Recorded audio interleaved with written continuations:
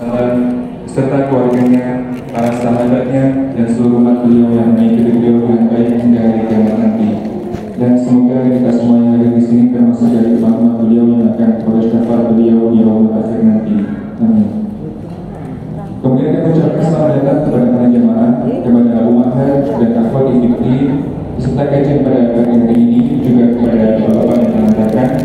Semoga Allah senantiasa memberikan kemudahan dan istiqomahan kepada kita dalam mendatangi majelis-majelis ilmu untuk bisa mengambil faedah berharga dari guru-guru kita yang kita hormati. Alhamdulillah, kajian pada pagi hari ini diselenggarakan oleh Majelis Ta'lim Nusantara Shalihat bekerjasama dengan Masjid Minhajul Kaliurang. Semoga Allah memberikan keberkahan kepada para pengurus dan semoga Allah menjadikan Masjid Mina ini menjadi masjid yang semakin makmur dan diberkahi Allah Taala.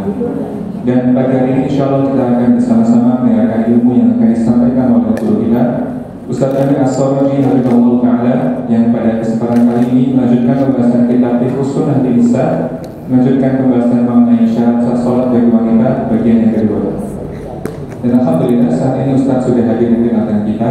Untuk itu kami menghimbau kepada para jamaah untuk bisa kembali meluruskan niat dan mengambil posisi duduk yang nyaman dalam belajar, dan agar bisa masuk ke dalam masjid untuk mendekat takbir agar bisa lebih jelas mendengar suara Ustaz melalui speaker yang ada di dalam masjid.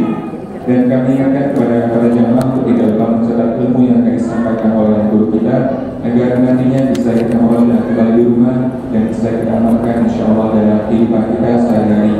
Dan bagi para jamaah yang nanti bertanya kepada Ustaz berkenaan dengan tema yang kita bahas pada pagi ini, bisa dipersiapkan dengan menuliskan di secari kertas yang sudah disiapkan oleh panitia dan bisa dikirimkan kepada panitia atau bisa diselipkan pada tabir yang ada di depan jamaah sekalian. Dan kami ingatkan juga kepada para jamaah sebagai bentuk ikhtiar menjaga lingkungan, kami himbau kepada jamaah untuk bisa bawa tumbler dan wadah sendiri saat menghadiri kajian untuk digunakan saat mengambil minum dan snack yang disediakan oleh panitia, dan dimohon untuk tidak meninggalkan sampah atau bisa mengelola sampahnya masing-masing. Dan bagi para jamaah yang membawa kendaraan roda 4, kami himbau untuk bisa memarkirkan kendaraannya di sebelah selatan, dan juga yang membawa roda 4 untuk bisa memarkirkan kendaraannya di bagian sebelah selatan, tidak menutupi bagian pintu masuk masjid.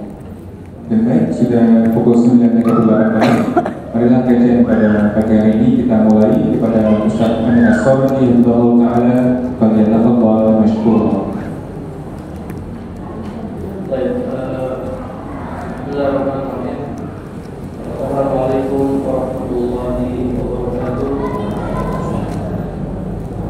Alhamdulillah, nahmaduhu wa nasta'inuhu wa nastaghfiruh wa na'udzu billahi min shururi anfusina wa min sayyiati a'malina. May yahdihillahu fala mudilla lahu wa may yudlil fala hadiya lahu. Wa asyhadu an la ilaha illallah wahdahu la syarika lahu wa asyhadu anna Muhammadan abduhu wa rasuluh sallallahu alaihi wasallam. Qala Allah ta'ala fi kitabihil karim, ya ayyuhalladzina amanu taqullaha haqqa tuqatih wa la tamutunna illa wa antum muslimun. Amma ba'du, para jemaah, ibu-ibu dan para akhwat rahimahullah, semoga Allah Subhanahu wa taala merahmati kita semua. Alhamdulillah kita bertemu kembali dalam kajian kitab Fiqhus Sunnah Nisa, fikih kewanitaan sesuai sunnah, yang ditulis oleh Syekh Abu Malik Kamal bin Sayyid Salim Hafizahullah Ta'ala. Kita masih membahas kitab sholat, kitab tentang sholat. Adapun tema kita tentang syurutu sihhatis sholat lil mar'ati, syarat sah sholat bagi wanita. Syarat sah sholat bagi wanita sebagaimana yang sudah kami jelaskan, yang pertama al-ilmu bidukhuli waktu sholat, mengetahui masuknya waktu sholat. Ini sudah kita bahas. Yang kedua, at-taharatu minal hadatsaini al-asghari wal akbari ma'al qudrati. Bersuci dari dua hadas, hadas kecil dan hadas besar bagi yang mampu. Ini juga sudah kita bahas. Yang ketiga, taharatus thawbi wal badani wal makan alladhi yusalli fihi atau alladhi yusalla fihi. Suci pakaian, badan dan tempat yang digunakan untuk sholat. Ini juga sudah kita bahas. Kemudian yang keempat,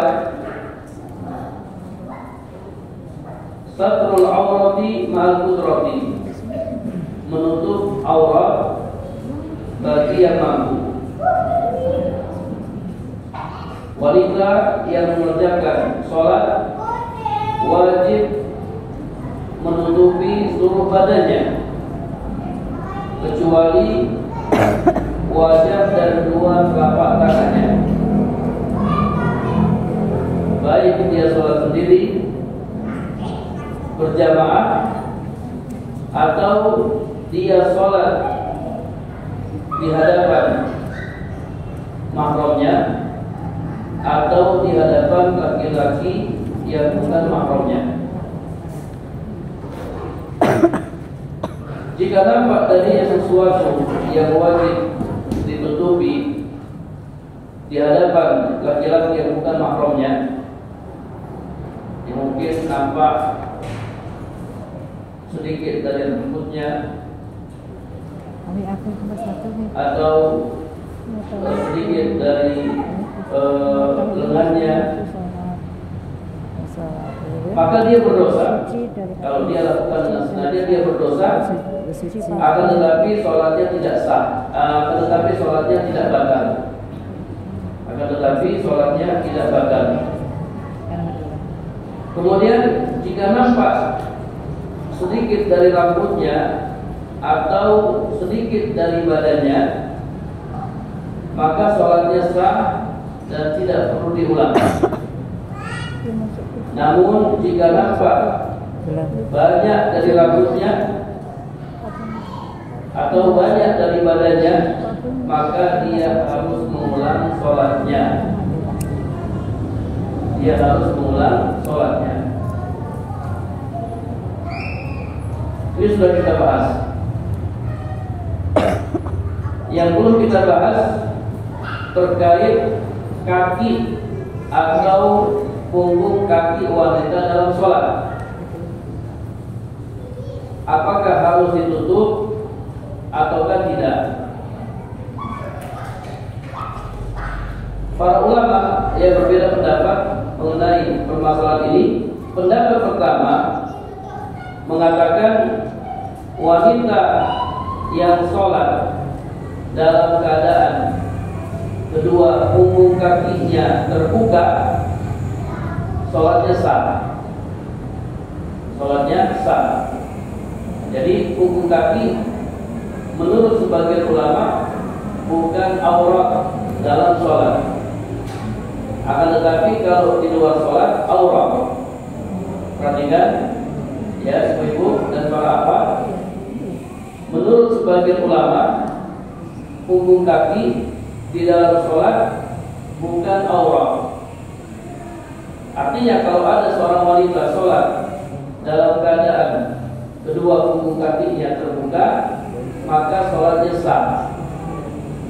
Ini pendapat pertama. Pendapat kedua, wanita yang sholat tidak boleh terlihat darinya sesuatu pun, bahkan kukunya. Artinya kakinya harus ditutup, punggung kakinya harus ditutup, tidak boleh terbuka. Jadi untuk lebih hati-hatinya, untuk lebih hati-hatinya, kaki wanita tetap ditutup dalam sholat. Ya, terlebih lagi jika dia sholat di hadapan laki-laki yang bukan mahramnya, maka wajib ditutup kakinya.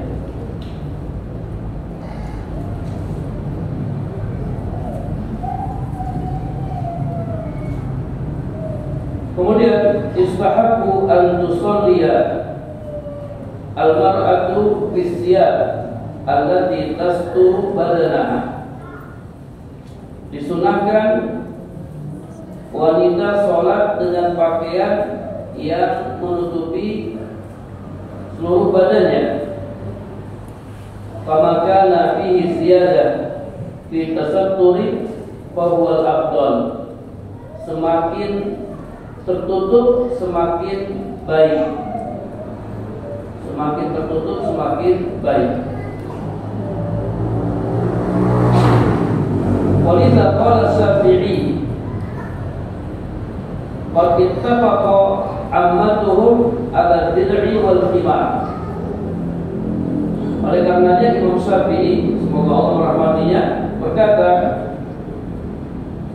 kebanyakan ulama sepakat wanita hendaklah sholat dengan memakai baju kurung, ya, baju panjang, baju kurung, wa khimar, dan memakai kerudung. Wa ma zada fa huwa khairun wa asdar. Kalau seandainya dia memakai yang lebih dari ini, dan dia sudah pakai baju panjang, pakai kerudung, dia lapis lagi dengan sarung, atau mungkin dia lapis lagi dengan mukena, maka itu lebih utama. Itu lebih utama. Wali'annahu idza kana 'alaiha jilbab fa innaha tujabihi rafi'atan wa sajidatan li'alla tasifa siyabaha. Karena kalau dia misalnya pakai pakaian tambahan, ketika dia sujud atau dia rukuk, maka auratnya tetap terjaga. Ya, mungkin lekukan tubuhnya itu akan tetap terjaga. Oleh karenanya disunahkan untuk memakai pakaian yang menutupi seluruh tubuhnya. Semakin tertutup semakin utama.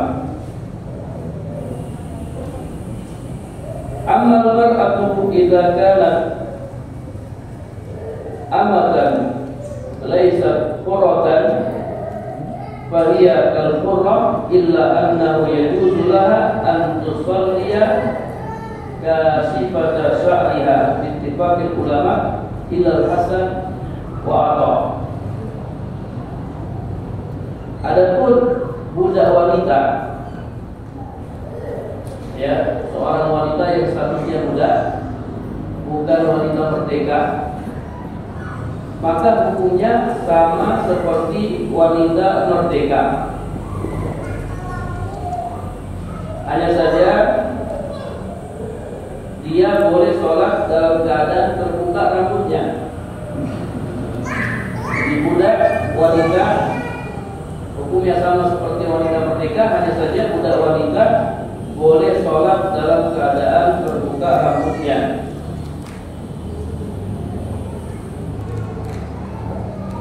Ittifaq ulama, berdasarkan kesepakatan para ulama, kecuali Al-Hasan dan Atha, kecuali Imam Hasan dan Imam Atha. Kalau menurut Imam Hasan dan Imam Atha, budak wanita tetap wajib sholat dengan menutup rambutnya. Rambutnya tidak boleh terbuka, sama persis dengan wanita merdeka. Kemudian al-bintu shaghirah allati lam tahid la yajibu 'alaiha al-ihtimam. Wanita yang masih kecil yang belum balik tidak wajib memakai kerudung ketika sholat. Wanita yang masih kecil, yang belum balik, tidak wajib memakai kerudung ketika sholat. Tapi kalau dia memakai kerudung itu lebih bagus. Ya, pakai kerudung itu lebih bagus.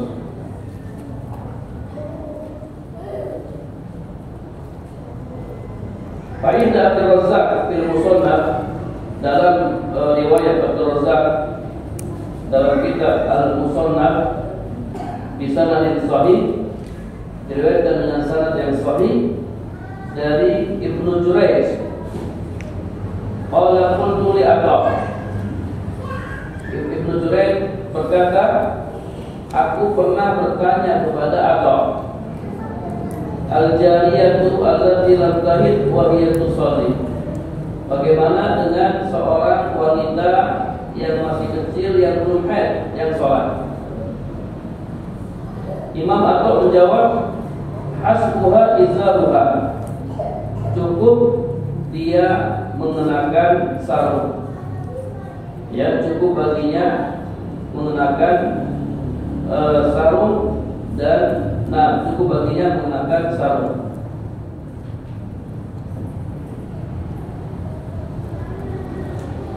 Baik, ini tentang menutup aurat dalam sholat dan tentang aurat wanita dalam sholat. Kemudian syarat sah sholat berikutnya, istiqbalul qiblati ma'al qudrati, menghadap kiblat bagi yang mampu. Menghadap kiblat termasuk syarat sah sholat berdasarkan Al-Quran dan Sunnah. Dalam surat Al-Baqarah ayat 150, Allah Subhanahu wa taala berfirman, "Fawalli wajhaka syatral masjidil haram wa haitsu ma kuntum fawallu wujuhakum syatra." Maka palingkanlah wajahmu ke Masjidil Haram, yakni ke arah kiblat. Di mana saja kamu sekalian berada, maka palingkanlah wajahmu ke arah Masjidil Haram, ke arah kiblat. Oleh qaulihi sallallahu alaihi wasallam lil musii salatahu, idza kunta ila shalah fa asbighil wudu tsumma istaqbilil qiblah. Kemudian berdasarkan sabda Nabi sallallahu alaihi wasallam kepada orang yang keliru salatnya, Nabi mengatakan, apabila kamu hendak mengerjakan salat, maka sempurnakanlah wudumu, tsumma istaqbilil qiblah, kemudian menghadaplah ke arah kiblat. Hadis riwayat Bukhari dan Muslim.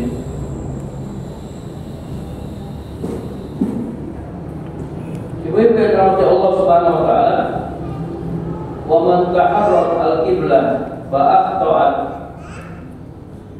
wa shallat ila al-jihah allati dhannatha thumma tabayyana laha qata'uha fala i'adata 'alaiha.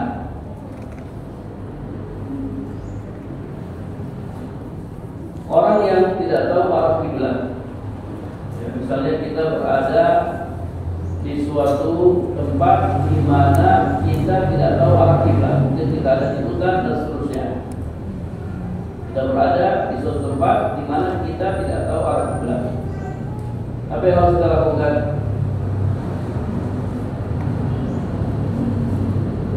Pakai kompas.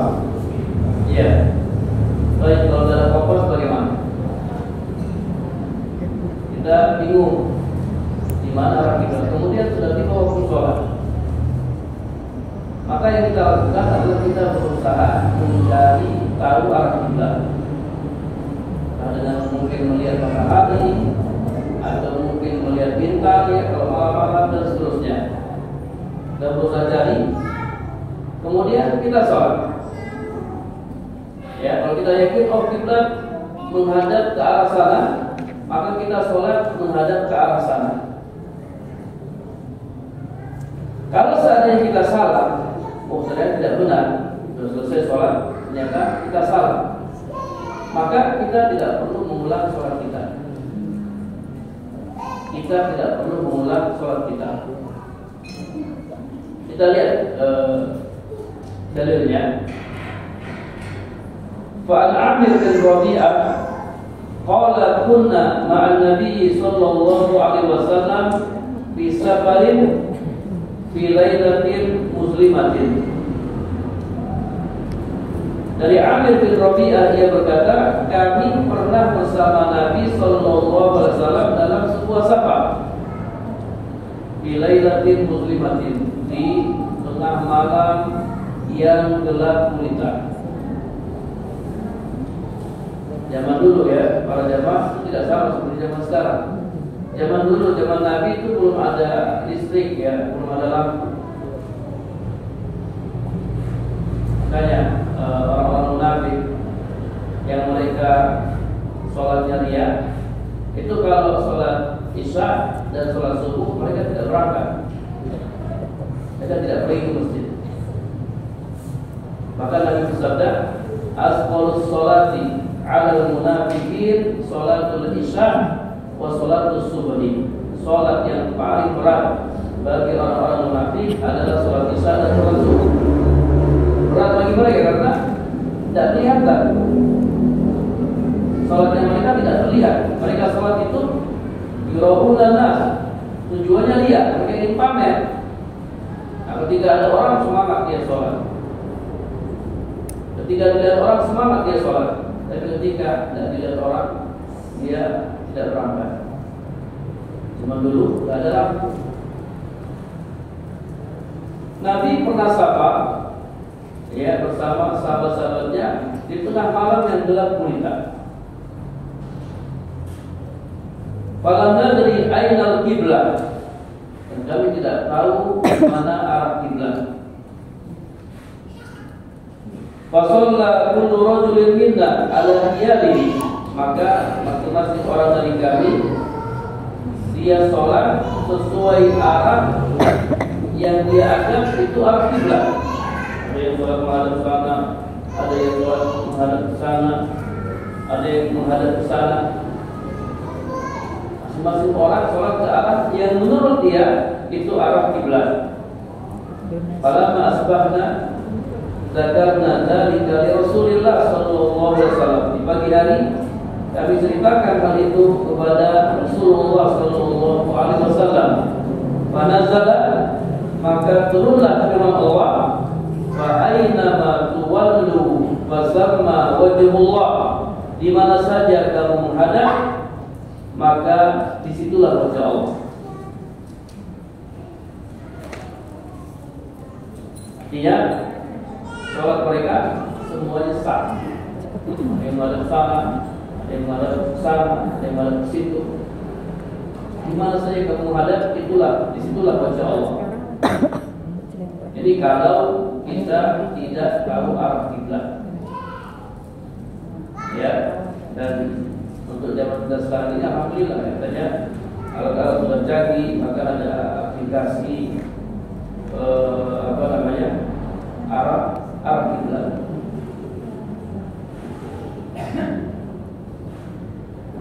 Kemudian wa yajuzu tarku istiqbal kiblat fi halatain. Boleh tidak menghadap kiblat dalam dua keadaan. Boleh tidak menghadap kiblat dalam dua keadaan. Keadaan yang pertama, fi sholat nafilah diraqib, sholat sunnah di atas kendaraan. Jadi sholat sunnah di atas kendaraan itu boleh tidak menghadap ke arah kiblat. Sholat sunnah di atas kendaraan.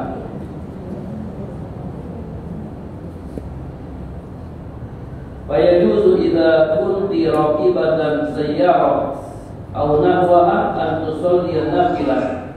wala yalzamuki istiqbalul qiblah. Jadi jika ibu-ibu misalnya naik mobil atau mungkin naik bis dan yang lainnya, lalu ibu-ibu ingin sholat sunnah di atas kendaraan, maka ibu-ibu tidak wajib menghadap kiblat. Ya, sholat saja kemana saja kendaraan itu belok, maka dibolehkan. Dalilnya dari Ibnu Umar radhiyallahu anhuma qala kana Nabi sallallahu alaihi wasallam yusabbihu ay yusalli ala rahilatihi qibala ay wajhin tawajjaha. Dari Umar ia berkata, Nabi sallallahu alaihi wasallam beliau sholat sunnah di atas kendaraannya ke arah mana saja kendaraan itu berjalan. Jadi Nabi pernah sholat sunnah di atas tunggangannya ke arah mana saja tunggangannya itu berjalan atau menghadap. Wa yutiru 'alaiha ghair annahu la yusalli 'alaiha al-maktubah. Dan juga beliau sholat witir di atas tunggangannya, hanya saja beliau tidak sholat wajib di atas tunggangannya. Jadi kalau tiba waktu sholat wajib, Nabi turun. Nabi tidak sholat wajib di atas kendaraannya, di atas tunggangannya.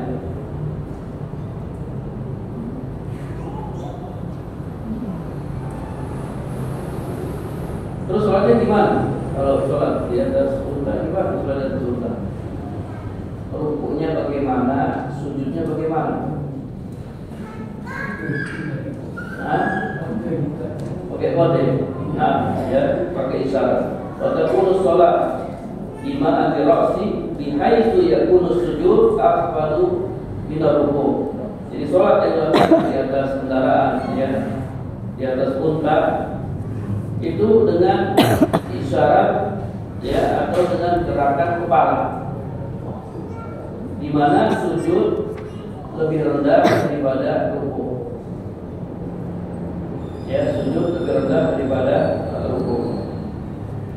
Kemudian keadaan yang kedua, fisiddatil khawf. Fisiddatil khawf, salat dalam keadaan takut atau perang. Ini juga boleh tidak menghadap kiblat. Di qauli ta'ala, hal ini berdasarkan firman Allah Ta'ala dalam surat Al-Baqarah ayat 239. Fa in khiftum farikanan aw rukbanan. Jika kamu dalam keadaan takut atau dalam keadaan bahaya, maka sholatlah sambil berjalan dan berkendaraan. Sholatlah sambil berjalan dan sambil berkendaraan. Ibnu Umar berkata mengomentari ayat ini, menghadap kiblat atau tidak menghadap kiblat, menghadap kiblat atau tidak menghadap kiblat. Qala Nabi berkata, menurutku Ibnu Umar mendengarkan hal itu dari Nabi Sallallahu Alaihi Wasallam.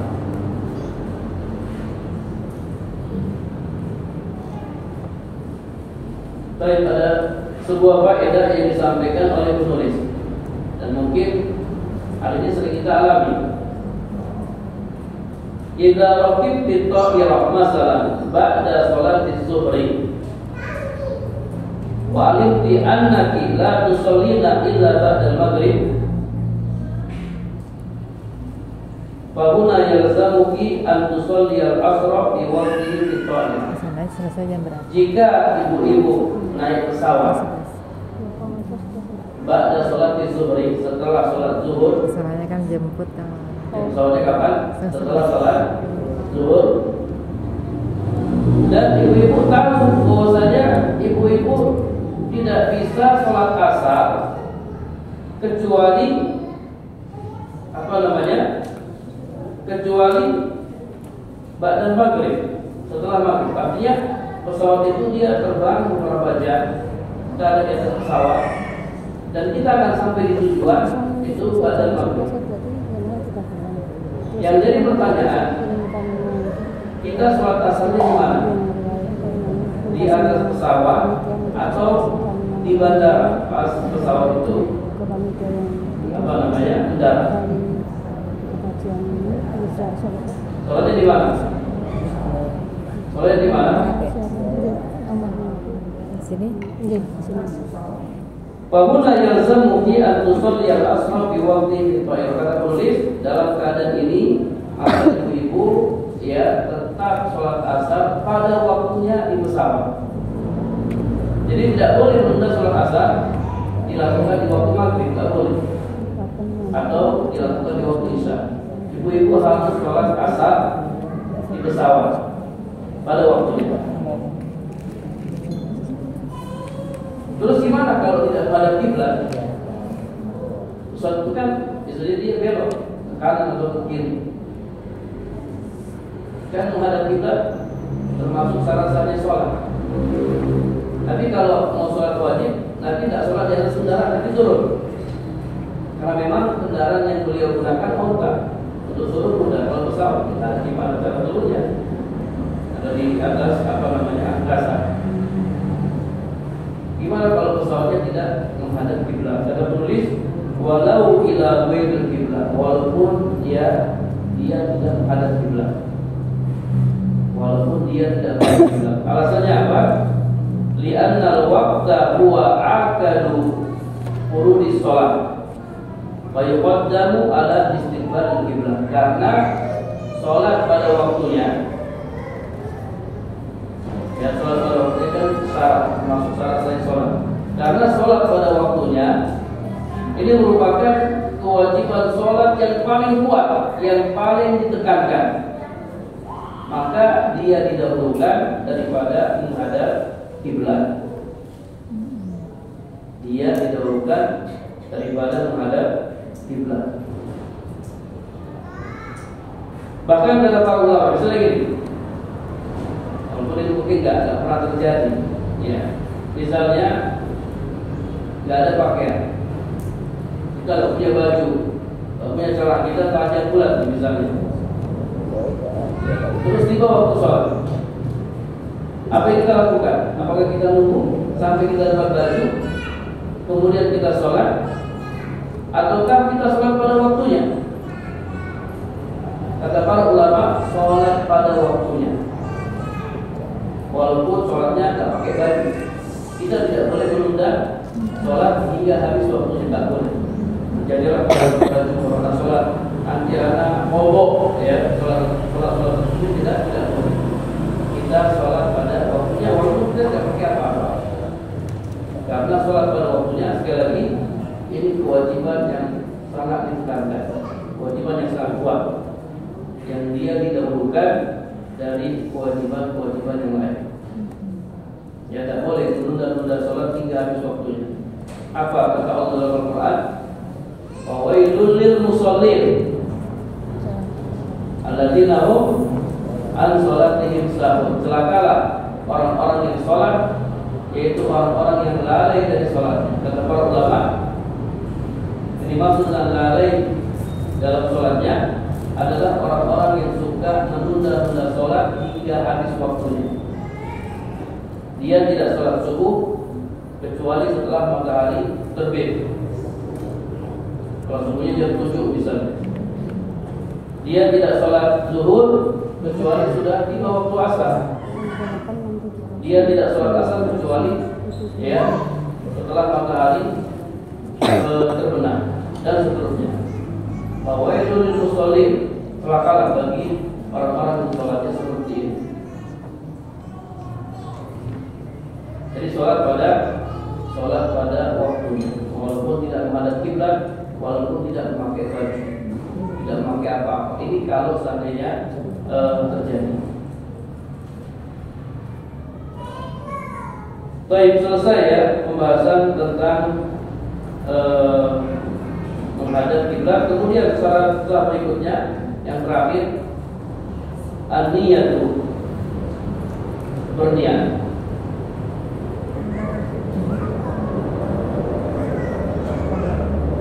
Yakni kamu harus meniatkan dan menentukan sholat yang akan kamu kerjakan dengan hatimu atau dalam hatimu, yakni sholat fardu apa yang akan kamu kerjakan atau sholat sunnah apa yang akan kamu kerjakan.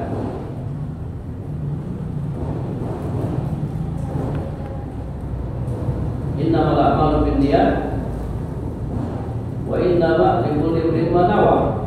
Nabi sallallahu alaihi wasallam bersabda, sesungguhnya amalan-amalan itu tergantung niatnya, dan sesungguhnya masing-masing orang akan dibalas sesuai niatnya.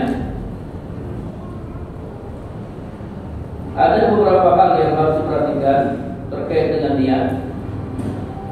Yang pertama, la khilafa bainal ulama fi anna mahalla niyat al-qalbu duna lisan fi jami'il ibadat wa minha as-shalah. Tidak ada khilaf di antara para ulama bahwasanya niat tempatnya di mana, Ibu? Niat tempatnya di hati, bukan di lisan. Ini tidak ada khilaf di antara para ulama. Artinya ijma para ulama, sepakat para ulama bahwasanya niat itu tempatnya di hati, bukan lisan, bukan di lisan. Fi jami'il ibadat, dalam seluruh ibadah, termasuk dalamnya ibadah sholat. Kemudian poin yang kedua, la khilafa fi annahu man takallama bi lisanihi sahwan bi khilafi ma nawa fi qalbihi kana al-ittiba bima nawa fi qalbihi. Tidak ada khilaf di antara para ulama, barang siapa yang berbicara dengan lisannya karena lupa, bertentangan dengan apa yang dia niatkan, bertentangan dengan apa yang ada dalam hatinya, maka yang jadi patokan adalah apa yang dia niatkan dalam hatinya.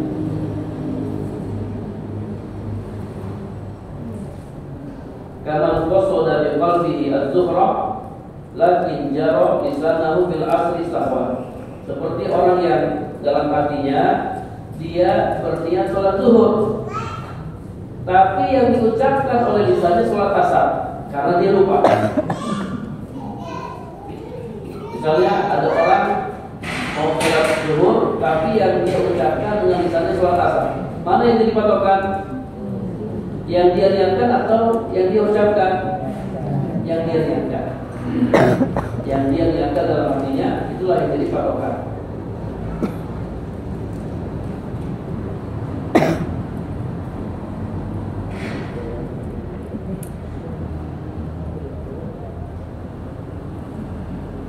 Kemudian poin yang ketiga, wala khilafa aidan anna al-jahra bi niyyati fi shalah min al-bid'ah sayyi'ah. Dan juga tidak ada khilaf bahwasanya menjahatkan niat dalam sholat ini termasuk bid'ah sayyi'ah, termasuk bid'ah yang jelek, ya, bukan bid'ah hasanah. Ana menukilkan perkataan Syekhul Islam Ibnu Taimiyah. Ini perkataan Syekhul Islam Ibnu Taimiyah, bukan perkataan ana. Dalam kitab Al-Fatawa, beliau berkata, al-jahru bin niyyati fi shalah min al-bid'ah sayyi'ah laisa min al-bid'ah al-hasanah. Mengeraskan niat dalam salat ini termasuk bid'ah yang buruk, bukan bid'ah yang baik. Wa hadza muttafaqun alaihi bainal muslimin. Ini disepakati oleh kaum muslimin. Wa lam yakul ahadun minhum anna al-jahra bin niyyati mustahabun wala huwa bid'ah hasanah. Enggak ada seorang pun dari kaum muslimin sih maksudnya para sahabat, yang mengatakan bahwasanya menjalankan niat itu disunahkan. Gak ada sahabat yang mengatakan menjalankan niat itu disunahkan, dan juga bid'ah hasanah. Faman qala dzalika faqad khalafa sunnata Rasulillah sallallahu alaihi wasallam wa ijma' al-a'immah al-arba'ah wa ghairihim. Barang siapa mengatakan demikian, mengatakan menjalankan niat itu sunnah atau bid'ah hasanah, maka sungguh dia telah menyelisihi sunnah Rasul dan ijma' imam yang empat dan juga imam-imam yang lain. Baik, ini penjelasan Syekhul Islam Ibnu Taimiyah. Kemudian poin yang keempat, wa kadzalika talaffuz bin niyyah fi nafsihi sirran bid'atun muharramatun. Demikian pula melafazkan niat dengan pelan, ya, melafazkan niat dengan pelan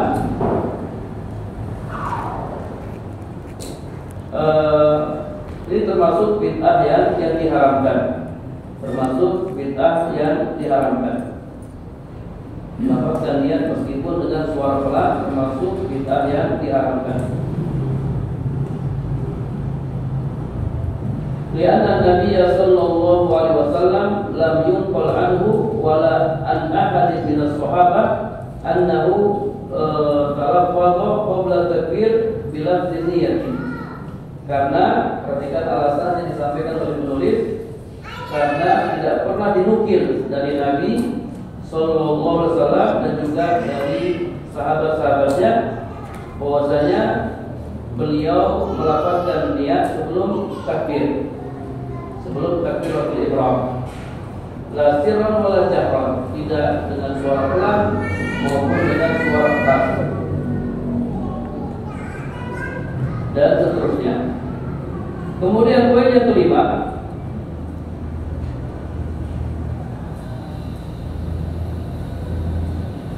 al-aslu an takuna niyatu muqaranah di takbir qablahu mubasharatan. Pada dasarnya niat itu berbarengan dengan takbiratul ihram. Jadi hadirkan niat terlebih dahulu dalam hati, kemudian langsung takbir. Niat itu berbarengan dengan takbiratul ihram. Hadirkan niat dulu, misalnya kita mau sholat zuhur, hadirkan niat kita mau sholat zuhur, kemudian kita langsung melakukan takbiratul ihram. Jika niat dihadirkan setelah takbiratul ihram, maka sholatnya tidak sah. Jadi ada orang Allahu Akbar, baru dia hadirkan niat, baru dia berniat, maka sholatnya tidak sah. Jadi harusnya niat dulu, baru takbiratul ihram. Siapa yang takbiratul ihram dulu, kemudian dia berniat, maka sholatnya tidak sah.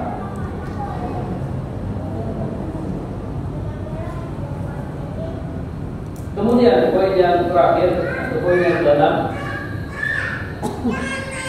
la yajibu an tattafiqa niyatul imam wal ma'mum fi shalah. Tidak wajib niat imam dan makmum sama dalam sholat. Tidak wajib atau tidak harus niat imam dan makmum sama dalam sholat. Fayajuzu ibtida'ul mutanaffil bil muqtarib. Orang yang mengerjakan sholat sunnah boleh bermakmum kepada imam yang sholat fardu. Perhatikan, orang yang mengerjakan sholat sunnah boleh bermakmum kepada imam yang sholat fardu. Demikian pula sebaliknya, orang yang mengerjakan sholat fardu boleh bermakmum kepada orang yang mengerjakan sholat sunnah. Orang yang mengerjakan sholat fardu boleh bermakmum dengan orang yang mengerjakan sholat fardu. Orang yang mengerjakan sholat sunnah boleh bermakmum dengan orang yang mengerjakan sholat sunnah, dan seterusnya. Jadi niat imam dan makmum tidak harus sama, boleh berbeda. Bisa dengan syarat alla takuna adad rakaat al-imam aksar min adad rakaat al-makmum. Dengan syarat jumlah rakaat imam tidak boleh, ya, jumlah rakaat imam tidak lebih banyak dari jumlah rakaat makmum. Namun dengan syarat jumlah rakaat imam tidak lebih banyak dari jumlah rakaat makmum. Contohnya bagaimana? Contohnya imam 4 rakaat sementara makmum 3 rakaat. Ini tidak boleh. Imam, misalnya imam sholat isya, terus ada orang belum sholat maghrib, dia boleh nggak ikut jadi makmum? Tidak boleh, karena jumlah imam lebih banyak daripada jumlah rakaat makmum. Nanti sholat maghrib berapa rakaat? 3 rakaat. Sementara sholat isya itu 4 rakaat. Nanti gimana dia? Dia salamnya gimana nanti? Ketika imam berdiri di rakaat keempat, kan dia sudah selesai sholatnya, dia harus tasyahud. Dia tidak bisa mengikuti imam. Nah, kalau yang seperti ini maka kata penulis tidak boleh.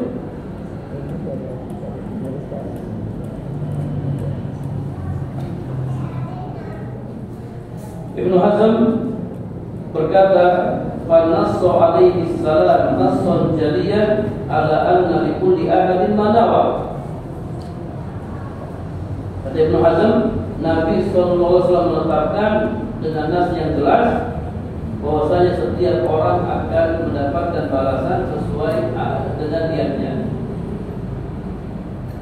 Fasoha yakinan anna al-imam niyatahu walil ma'mum niyatahu. Dan kita yakin bahwasanya imam punya niat tersendiri dan makmum juga punya niat tersendiri.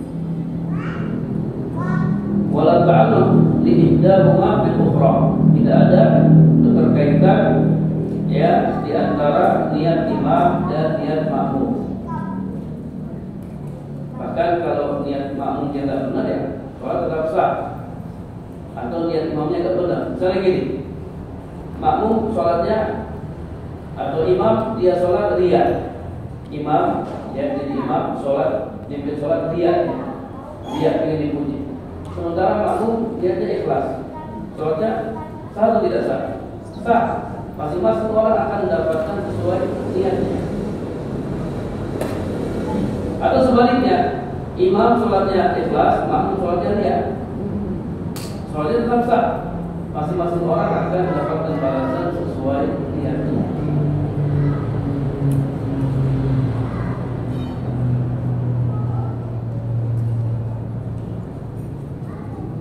Kemudian terakhir, la tustaratu niyatul qasri liman arada qasr salat. Tidak disyaratkan niat mengqasar salat bagi orang yang ingin mengqasar salat. Wa huwa qaulu ammatis salaf. Ini adalah pendapat yang kebanyakan salaf, dan dia akan dijelaskan pada tempatnya jika kita membahas tentang salat qasar. Misalnya kita safar, ya, kita sedang safar, kemudian kita niatnya sholatnya awalnya sholatnya lengkap misalnya 4 rakaat, terus tiba-tiba kita ingin kosong di tengah-tengah sholat, kita ingin kosong, yang seperti ini boleh, yang seperti ini dibolehkan. Jadi tidak disyaratkan niat mengkosong bagi orang yang ingin mengkosong sholat. Allahu a'lam bishawab. Ya, selesai pembahasan tentang syarat sah sholat bagi wanita. Jadi yang pertama, apa yang pertama ibu-ibu? Mengetahui maksudnya waktu sholat.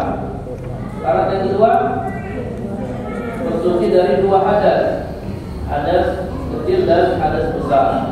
Yang ketiga, suci pakaian, badan dan tempat yang digunakan untuk sholat. Yang keempat, menutup aurat. Yang kelima, menghadap kiblat. Yang keenam, niat. Ini syarat sah sholat bagi wanita.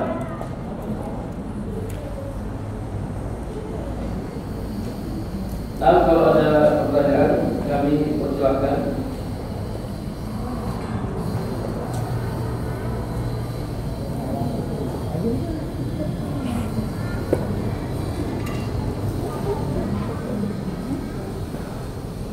Baik, Ustaz, ada pertanyaan yang pertama.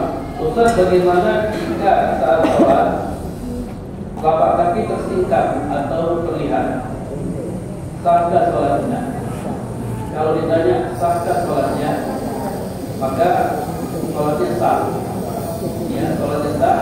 Namun kalau dia misalnya ya kakinya tersingkap, kalau dia bisa tutup, dia tutup. Tidak apa-apa dia bergerak ya untuk menutup kakinya yang terlihat. Tadi sudah dijelaskan untuk kaki lebih baik ditutup. Memang ada khilaf, tapi lebih baik lebih selamat ditutup. Kalau dia tersingkap dan tidak sengaja tersingkap, maka segera ditutup. Segera ditutup.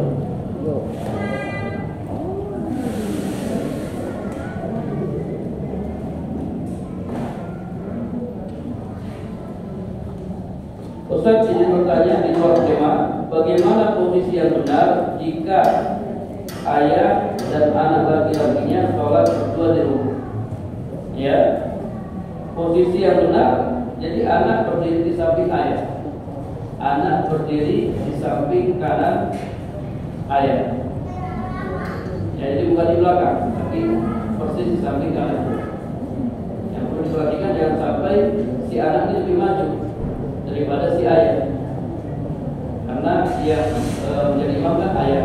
Imam dia tidak boleh apa? Tidak boleh dilewati. Dia berdiri pas di samping ayahnya.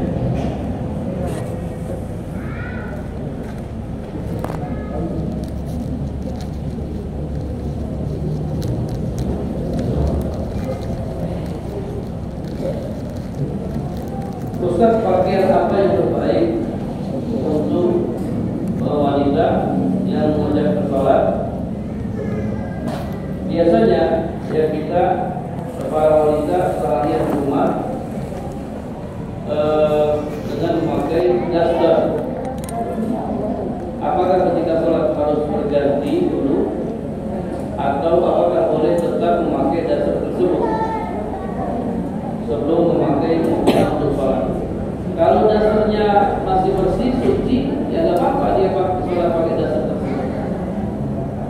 Ya, sama halnya dengan pakaian dalamnya. Kalau masih suci, tidak terkena najis, maka dia boleh sholat dengan pakaian tersebut. Jadi dia pakai dasar, kemudian pakai pakaian mukena. Kalau pakaiannya masih suci, masih bersih. Tapi kalau pakaiannya misalnya terkena najis, maka dia ganti pakaian yang lain.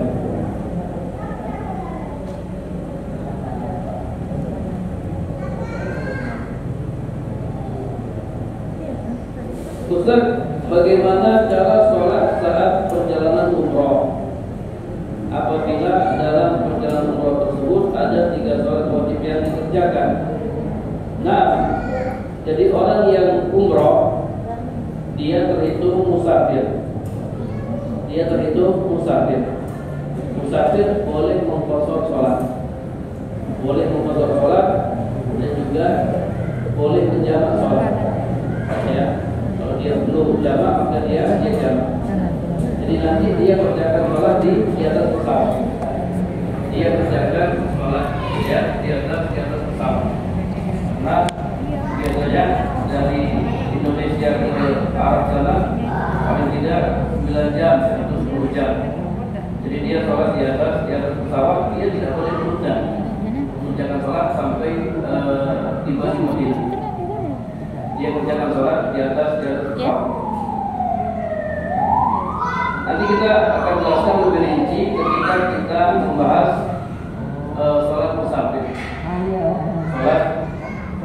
satu.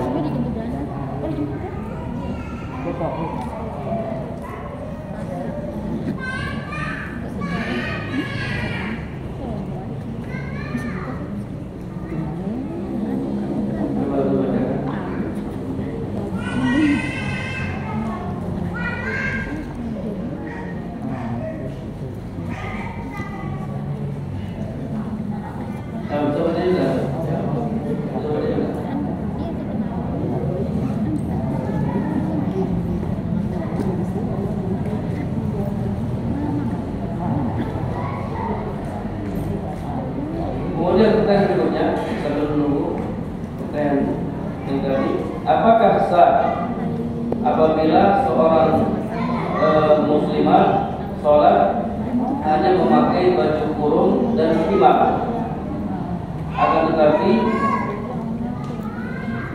punggung tangannya tidak tertutup? Nah, untuk tangan, ya, wajah dan tangan ini boleh dibuka. Ya, jadi semua badannya ditutup kecuali wajah dan telapak tangan.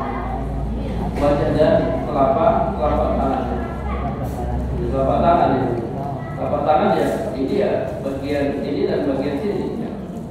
Bagian apa namanya? Dalam dan bagian luar.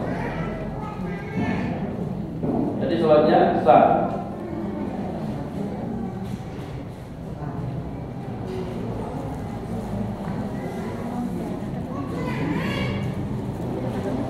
Ustaz, bila sholat di atas pesawat dalam perjalanan ke luar negeri yang kita tidak tahu waktu sholat karena tidak bisa akses internet, bagaimana Pak Ustaz?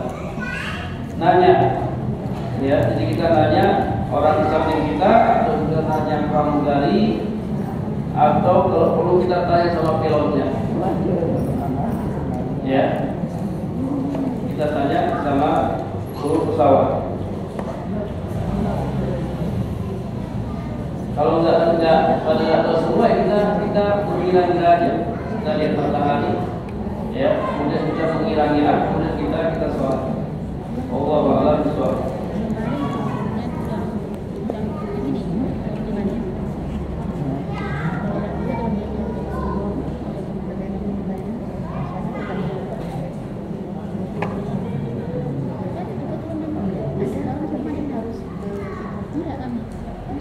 Ustaz, mohon penjelasannya. Pernah kami sholat di masjid dan kami mendapati imamnya melafazkan niat. Setelah baca Fatihah, imam membaca suatu ayat dengan memegang Al-Quran.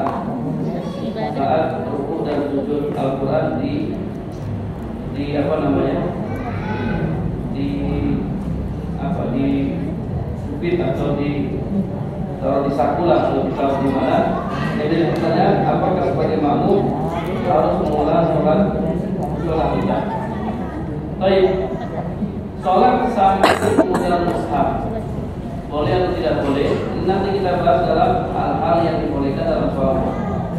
Di sholat sambil mengulang mushaf, kalau ada hajat, kalau ada keperluan, misalnya kita ingin sholatnya lama, jadinya lama, kita ingin baca surat-surat yang panjang dalam sholat malam, namun kita tidak hafal surat-surat yang panjang, maka boleh sholat sambil memegang mushaf. Hanya saja menurut penulis ini dilakukan dalam sholat sunnah. Adapun sholat wajib tidak. Ini dilakukan dalam sholat sunnah, adapun sholat wajib tidak. Ya, adapun sholat makmum yang di belakangnya sah atau tidak sah, tidak perlu diulang. Ya, tidak perlu diulang karena sholatnya tidak ada pembatal sholat yang dilakukan oleh makmum atau imam.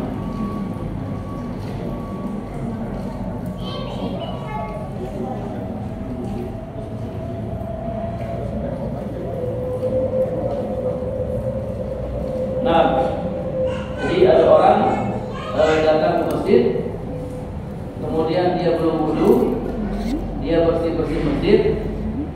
Setelah itu tiba waktu sholat.